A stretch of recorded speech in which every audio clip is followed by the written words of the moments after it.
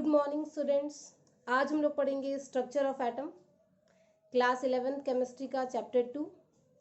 और ये हमने 9th में भी पढ़ा था स्ट्रक्चर ऑफ एटम। उसमें हम लोग इसका थोड़ा सा इन्फॉर्मेशन है कि एटम का जो मॉडल है वो क्या क्या हो सकता है, उसमें इलेक्ट्रॉन प्रोटॉन न्यूट्रॉन कैसे अरेंज होंगे। ठीक है, उसको हम लोग और डिटेल में पढ़ेंगे। वहाँ पे सिर्फ एक बेसिक आइडिया था कि क्या मॉडल हो सकता था।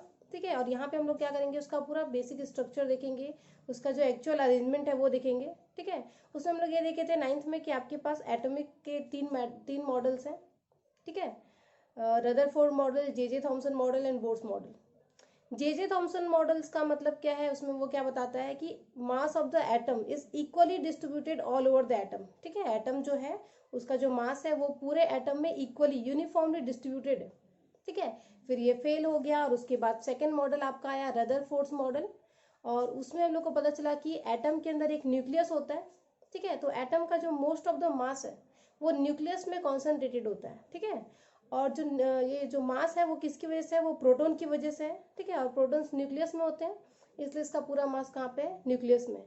और जो इलेक्ट्रॉन्स है उसका मास बहुत नेग्लिजिबल होता है और वो न्यूक्लियस के अराउंड क्या करते हैं, रिवॉल्व करते हैं। ठीक है, तो रदरफोर्ड ने ये बोला कि उसका ये जो एटॉमिक मॉडल है वो सोलर सिस्टम के जैसे है। जैसे सोलर सिस्टम में जो प्लैनेट्स है वो सन का रिवॉल्व करते हैं, सन के अराउंड रिवॉल्व करते हैं, वैसे ही जो एटम है उसमें इलेक्ट्रॉन्स क्या करते हैं, न्यूक्लियस के अराउंड रिवॉल्व करते हैं। ठीक है, फिर ये थ्योरी जो है वो भी फेल हो गई, है ना।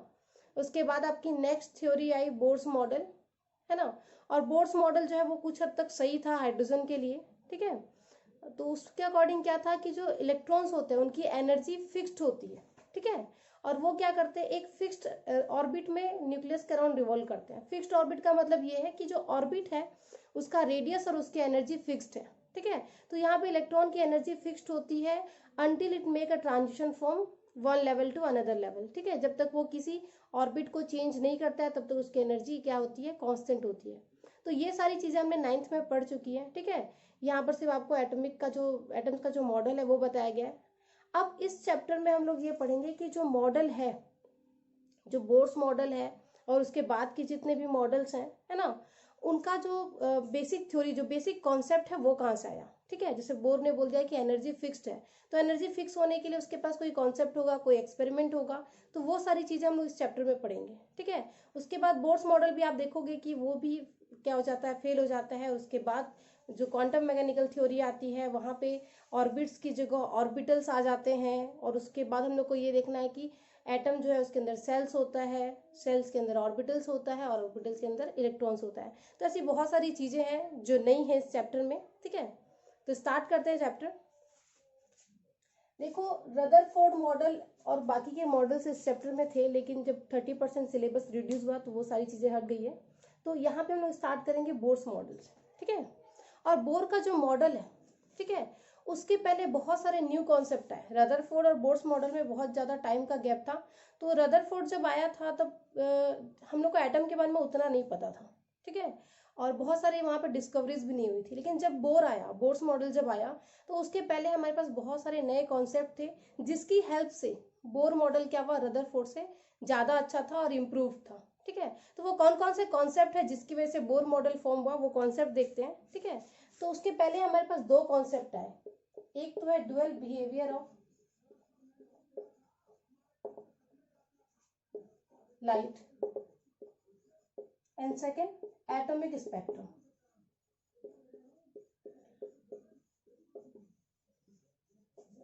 तो ये दो कॉन्सेप्ट हैं। ठीक है, जिससे बोर को हेल्प मिली कि वो अपने जो एटम है उसका डिजाइन बना सके, है ना। तो फर्स्ट देखते हैं dual behaviour of light. Dual behaviour का मतलब होता है both light and particle nature. Light means sorry both wave and particle nature. ठीक है, तो जो सबसे अर्लीस्ट कॉन्सेप्ट था लाइट का वो ये था कि न्यूटन ने ये कहा कि जो लाइट है वो एक्चुअल में ग्रुप ऑफ पार्टिकल्स है। ठीक है, उस टाइम पे ये जो थ्योरी है वो डाइजेस्ट करना सबके लिए बहुत अजीब था, अभी आपके लिए भी अजीब होगा कि लाइट जो है वो वेव नहीं है, वो क्या है, ग्रुप ऑफ पार्टिकल्स है। ठीक है, तो एक पार्टिकल का ग्रुप है जो क्या होता है, इंसिडेंट होता है, रिफ्लेक्ट होता है। ये पहली सबसे पहली थ्योरी ये थी। ठीक है, उसके बाद आया हाइजीन का कॉन्सेप्ट। ठीक है, हाइजीन ने ये कहा कि अगर वेव क्या है, ग्रुप ऑफ पार्टिकल है, तो वो डिफ्रैक्शन और इंटरफेरेंस कैसे कर पाएगा? डिफ्रैक्शन और इंटरफेरेंस दोनों लाइट का ही प्रोसेस है। डिफ्रैक्शन का मतलब ये है कि अगर ये जो लाइट है आपका ये ट्रेवल कर रहा है और इसके बीच में कोई ऑब्जेक्ट आता है, ठीक है, तो ये जो लाइट है वो क्या हो जाती है, बेंट हो जाती है, ठीक है। और इंटरफेरेंस का मतलब ये है कि ये एक लाइट है और ये एक लाइट है, दोनों क्या हो जाते हैं, मिक्स हो जाते हैं, मतलब दो लाइट का इंटरसेक्शन को अपन क्या बोलते हैं, इंटरफेरेंस बोलते हैं, ठीक है। तो ये जो दो कॉन्सेप्ट है उसको हम पार्टिकल नेचर से नहीं बता सकते। जैसे स्ट्रीम ऑफ पार्टिकल जा रहा है तो वो स्ट्रेट लाइन में ही जाए, फिर ऑब्जेक्ट आएगा तो वो डिफ्लेक्ट होने का फिर से सारे के सारे पार्टिकल स्ट्रेट लाइन में आए, ऐसा थोड़ा डिफिकल्ट होगा, ठीक है। तो हाइजेन के अकॉर्डिंग डिफ्रैक्शन और इंटरफेरेंस का जो प्रोसेस है वो हम लोग पार्टिकल नेचर से एक्सप्लेन नहीं कर सकते, ठीक है।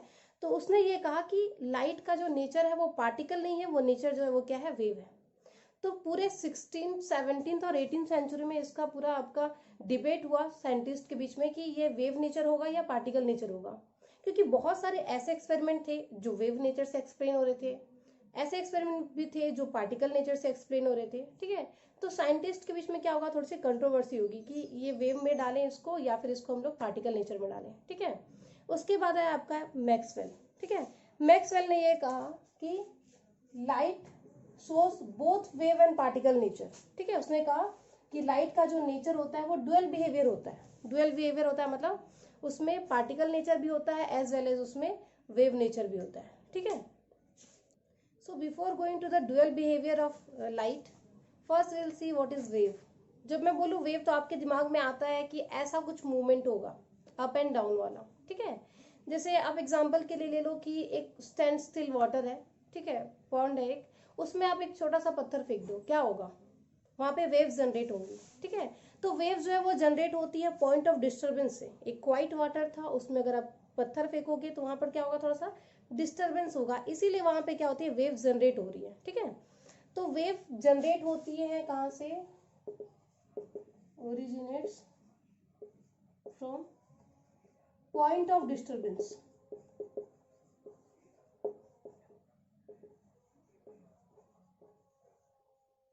ठीक है। पॉइंट ऑफ डिस्टर्बेंस से ये ओरिजिनेट होती हैं and it moves up and down, ठीक है। वो अल्टरनेट अप एंड डाउन के मूवमेंट से वो मूव होता है ना, just like this,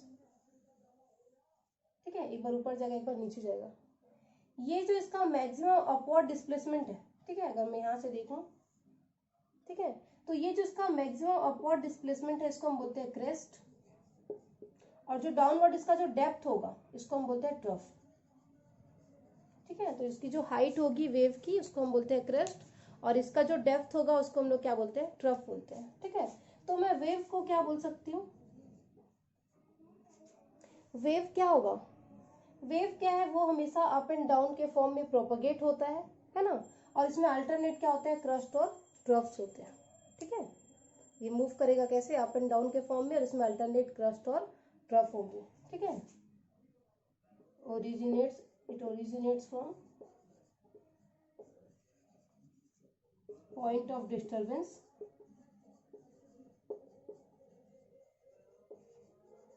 and travel in the form of alternate crust and trough, ठीक है। इसको हम क्या बोलेंगे, वेव बोलेंगे। इसकी प्रॉपर्टीज देख लेते हैं वेव की। वैसे ये हम लोग बचपन में पढ़े हैं, शायद क्लास 9th या 10th में फिजिक्स में होगा ये, ठीक है।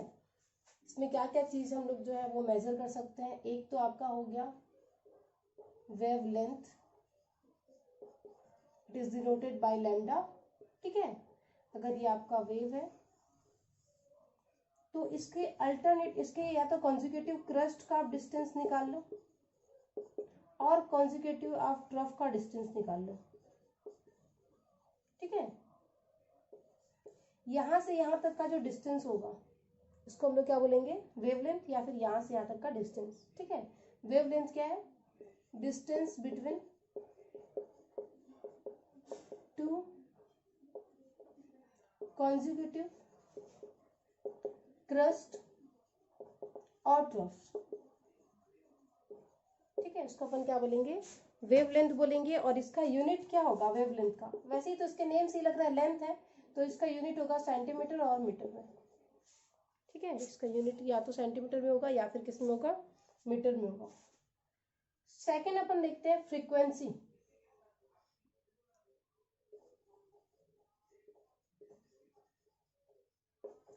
फ्रीक्वेंसी ये बताता है number of waves passing through a particular point in 1 second. 1 second में कितनी वेव्स, मतलब कितने क्रस्ट और ड्रॉप्स वहां से क्या हो रहा है, पास हो रहा है। ठीक है, जैसे ये है, ये हो जाएगा इसका वेवलेंथ, इसका क्या हो गया, वेवलेंथ हो गया।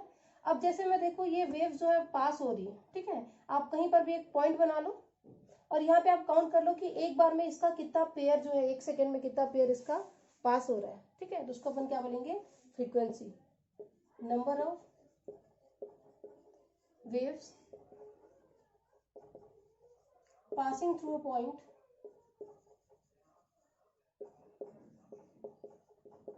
in 1 second।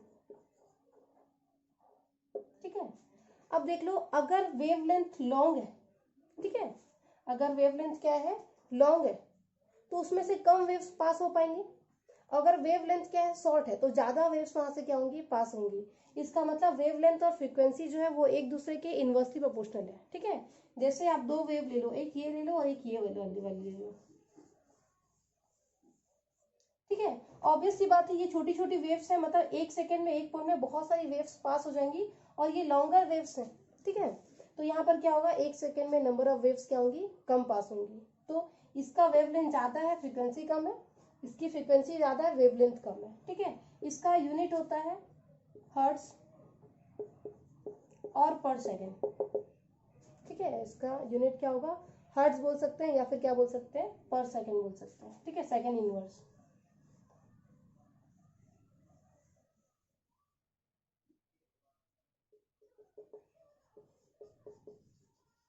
Time period, time period का मतलब होता है time required for passing of single wave through a point. ठीक है, एक पॉइंट से अगर आप एक वेव पास करा रहे हो तो सिंगल वेव को जितना टाइम लगता है पास होने के लिए, वो उसका क्या है, टाइम पीरियड है। ये फ्रीक्वेंसी का जस्ट अपोजिट है। ठीक है,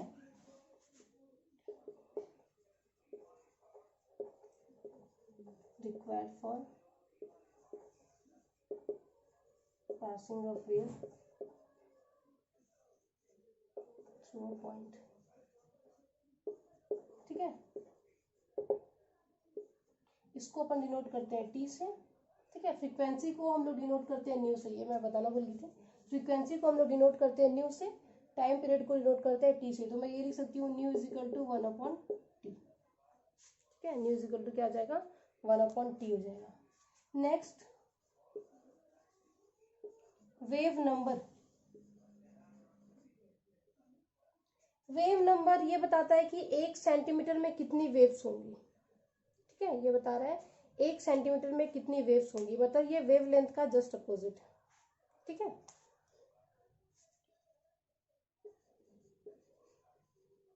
number of wave lengths in 1 centimetre, और वेवलेंथ यहाँ पर सेंटीमीटर में लेना पड़ेगा। ठीक है, it is denoted by nu bar, और nu bar is equal to हो जाएगा 1/λ। ठीक है,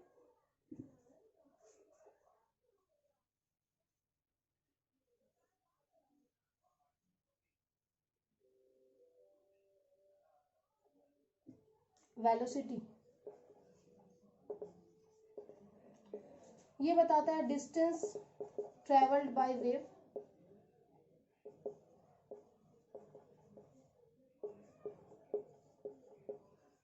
इन 1 सेकेंड। ठीक है, ये नॉर्मली जो वेलोसिटी अपन जानते हैं ये वही है। ठीक है, वेलोसिटी और फ्रीक्वेंसी में डिफरेंस है ना, वेलोसिटी और फ्रीक्वेंसी में डिफरेंस है। फ्रीक्वेंसी आपको ये बताता है कि 1 सेकेंड में वो वेव्स कितनी बार अप एंड डाउन हो रही है। ठीक है, और वेलोसिटी बता रहा है कि वो कितना डिस्टेंस ट्रेवल कर रही है। दोनों में बहुत डिफरेंस है। ठीक है, एक बता रहा है फ्रीक्वेंसी का मतलब 1 सेकेंड में कितनी वेव्स पास हो रही है। ठीक है, और वेवलेंथ सॉरी वेलोसिटी बताता है कि 1 सेकेंड में ये कितनी दूर तक गई। दोनों में डिफरेंस है ना। ठीक है,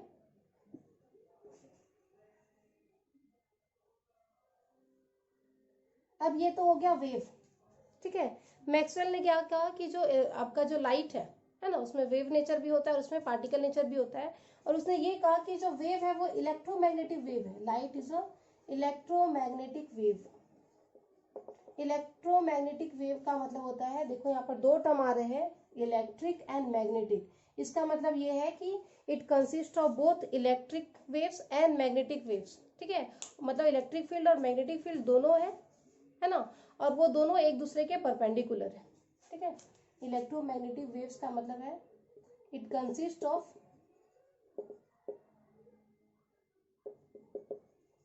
alternate electric and magnetic fields.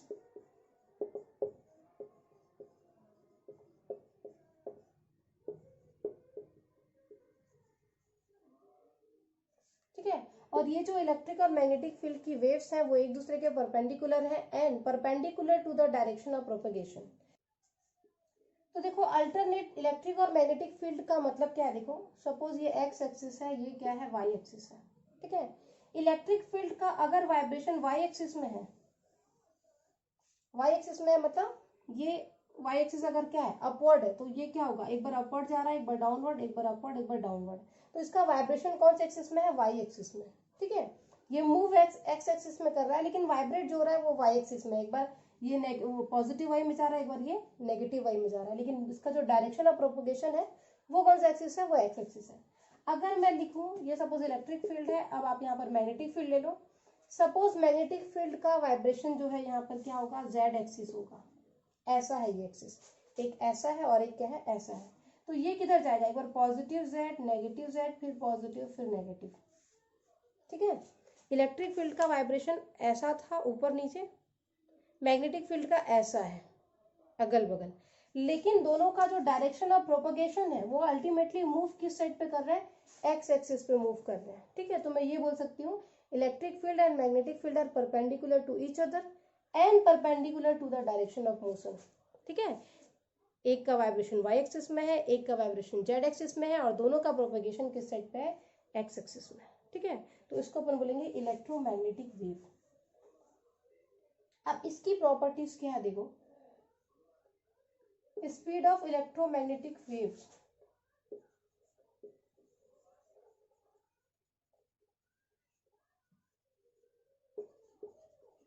In vacuum is 3 into 10⁸ metre per second. ठीक है, ये जितनी भी इलेक्ट्रोमैग्नेटिक वेव्स होंगी उन सबकी स्पीड वैक्यूम में कितनी है, 3 इंटू 10⁸ मीटर पर सेकेंड, मतलब स्पीड ऑफ लाइट के इक्वल है। ठीक है, स्पीड ऑफ लाइट को हम लोग सी से डिनोट करते हैं। और सबकी जो वेलोसिटी होगी वो सबकी वेलोसिटी क्या है, सबकी स्पीड क्या है, सेम होगी। ठीक है, जितनी भी इलेक्ट्रोमैग्नेटिक वेव्स हैं। अब जितनी भी इलेक्ट्रोमैग्नेटिक वेव्स मैं इसलिए बोल रही हूँ क्योंकि इलेक्ट्रोमैग्नेटिक वेव्स के अंदर बहुत सारी वेव्स आती हैं डिफरेंट रेंज की, डिफरेंट फ्रिक्वेंसीज की, डिफरेंट वेवलेंथ्स की, लेकिन उन सबको हम इलेक्ट्रोमैग्नेटिक वेव्स ही बोलेंगे। ठीक है, इलेक्ट्रोमैग्नेटिक स्पेक्ट्रम। ठीक है, स्पेक्ट्रम जब हम लोग बोलते हैं तो अपने दिमाग में क्या आता है, विबग्योर आता है। ठीक है, जैसे आप प्रिज्म से व्हाइट लाइट पास करा रहे हो तो आपको 7 कलर्स दिखेंगे, है ना, या फिर आप रेनबो देखोगे तो उसमें आपको 7 कलर्स दिखेंगे। ठीक है, ऐसा कुछ दिखता है विबग्योर। तो यहाँ पर देखो इसका अरेंजमेंट ऐसा ही है, आप अपने अकॉर्डिंग ये जो यहाँ पर लेटर्स है उसको चेंज नहीं कर सकते, कलर चेंज नहीं कर सकते। ये फिक्स्ड है कि वायलेट पहले आएगा और रेड कहाँ पर आएगा, लास्ट में आएगा। ऐसा क्यों है, ऐसा इसलिए ये है क्योंकि ये सारे अरेंज्ड है in decreasing order of frequency और इंक्रीजिंग ऑर्डर ऑफ वेवलेंथ। इसका वेवलेंथ सबसे हाईएस्ट है। ठीक है, इसकी फ्रीक्वेंसी सबसे ज्यादा है। तो यहाँ पर एक अरेंजमेंट है, जो यहाँ पर विजिबल लाइट्स में जितने भी कलर्स हैं वहाँ पे एक पर्टिकुलर अरेंजमेंट है। आप अरेंजमेंट को बोल सकते हो वेवलेंथ के इंक्रीजिंग ऑर्डर में है या फिर फ्रीक्वेंसीज के डिक्रीजिंग ऑर्डर में है। तो इसको अपन क्या बोल देते हैं, इसको अपन बोलते हैं व्हाइट लाइट स्पेक्ट्रम, क्योंकि ये जो कलर्स है वो किसके अंदर है, व्हाइट लाइट के अंदर है। तो वैसे ही यहाँ पे इलेक्ट्रोमैग्नेटिक स्पेक्ट्रा का मतलब ये है कि यहाँ पर हम लोग ये देखेंगे कि जितनी भी इलेक्ट्रोमैग्नेटिक वेव्स हैं उसका एक अरेंजमेंट होगा वेवलेंथ के अकॉर्डिंग या फिर किसके अकॉर्डिंग, फ्रीक्वेंसीज के अकॉर्डिंग। ठीक है, तो इलेक्ट्रोमैग्नेटिक स्पेक्ट्रा का मतलब होता है arrangement of different electromagnetic waves of different electromagnetic waves, short में अपन लिख सकते हैं EM waves, in decreasing order of their frequencies,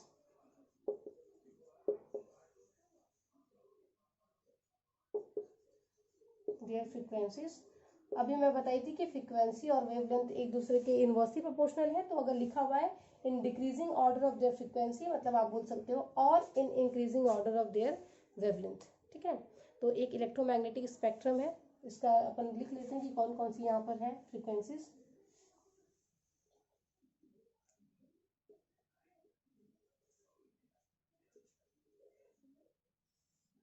ठीक है, तो सबसे फर्स्ट आपके आते हैं cosmic rays, then gamma rays, फिर आपके आते हैं X rays, then UV rays, visible region, infrared, microwave and at last radio waves. ठीक है, तो इसकी ये हाईएस्ट फ्रीक्वेंसी पे है और ये जो है वो हाईएस्ट वेवलेंथ पे है। ठीक है, ये जो आपका विजिबल रीजन है, ये इसके अंदर फिर आपके पास 7 कलर्स है ना, विबग्योर। ठीक है, ये है 400 नैनोमीटर पे और ये है 700 नैनोमीटर। तो ये आपका देखो इलेक्ट्रोमैग्नेटिक वेव्स हैं, ये सारी वेव्स आप सब पहले से सुन चुके हैं और वो सारी वेव्स इलेक्ट्रोमैग्नेटिक वेव ही है। इलेक्ट्रोमैग्नेटिक वेव है मतलब उसमें इलेक्ट्रिक फील्ड और मैग्नेटिक फील्ड है। ठीक है, इन सब की स्पीड सेम होती है। अब लेकिन सबका फ्रीक्वेंसी और वेवलेंथ अलग है, इसलिए उन सबका यूज भी अलग होगा। ठीक है, कॉस्मिक रेज ये आपके आउटर स्फीयर पे होती है। ठीक है, गामा रेज ये आपको मिलता है रेडियो एक्टिव डिके से, जब भी कोई रेडियो एक्टिव एलिमेंट्स का डिके होता है वहां पे गामा रेज निकलती है।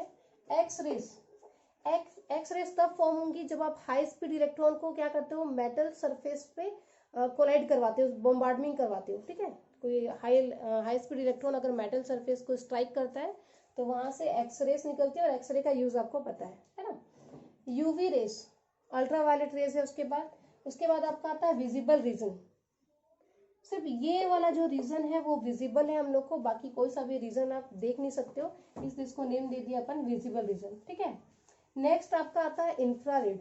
ठीक है, उसके बाद आता है आपका माइक्रोवेव्स और उसके बाद लास्ट में सबसे कम इसका जो वेवलेंथ है, सॉरी सबसे ज्यादा जो वेवलेंथ है वो क्या है आपका रेडियो वेव्स। इसका यूज होता है किसमें, ब्रॉडकास्टिंग में। वो तो नेम सी लग रहा है रेडियो वेव्स का, वो किसमें यूज होता है, ब्रॉडकास्टिंग में यूज होता है।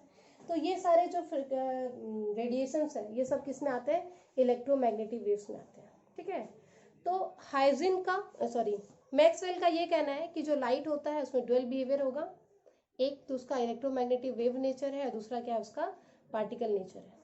ठीक है, इसके आगे हम लोग को देखना है कि इसकी जो भी कैलकुलेशन होंगी कि आप फ्रीक्वेंसीज दिए हैं तो वेवलेंथ में कैसे कन्वर्ट करेंगे, वेवलेंथ दिया है तो फ्रीक्वेंसी में कन्वर्ट कैसे करेंगे। ठीक है, उसके लिए देखो आपके पास एक फॉर्मूला है, nu equal to C upon lambda. यहाँ पे न्यू है आपकी फ्रीक्वेंसी, सी क्या है, स्पीड ऑफ लाइट, और यहाँ पर लैम्डा क्या है, वेवलेंथ।